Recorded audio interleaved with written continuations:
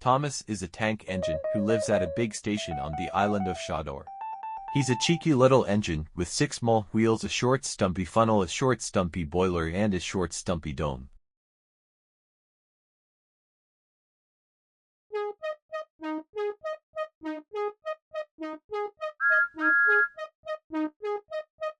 He's a fussy little engine too, always pulling coaches about ready for the big engines to take on long journeys.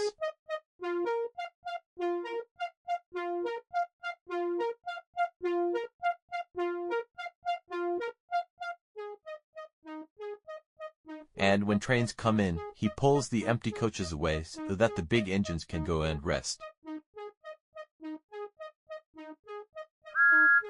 Thomas thinks no engine works as hard as he does. He loves playing tricks on them, including Gordon, the biggest and proudest engine of all. Thomas likes to tease Gordon with his whistle. "Wake up, lazy bones, why don't you work hard like me?"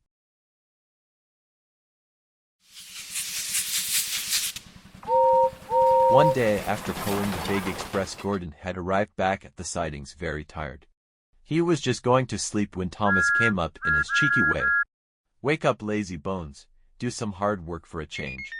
You can't catch me," and off he ran laughing.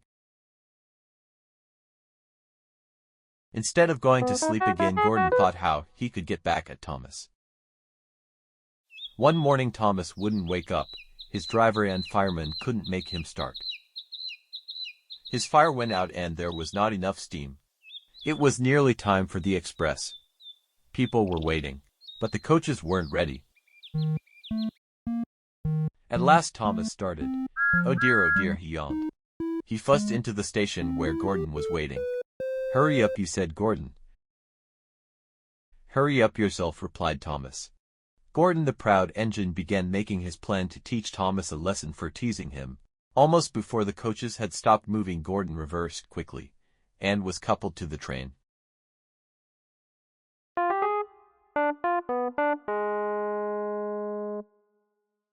"Get in quickly, please," he whistled. Thomas usually pushed behind the big trains to help them start, but he was always uncoupled first. This time Gordon started so quickly they forgot to uncouple Thomas. Gordon's chance had come.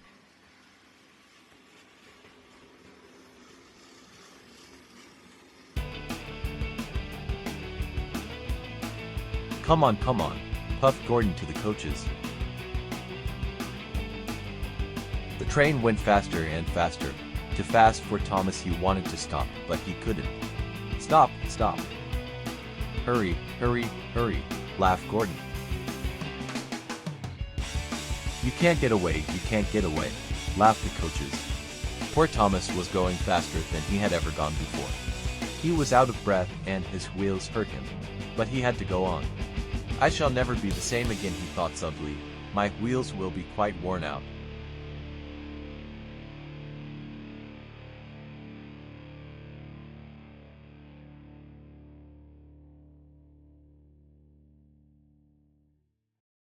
At last they stopped at a station. Thomas was uncoupled, and he felt very silly and exhausted. Next he went onto a turntable thinking of everyone laughing at him.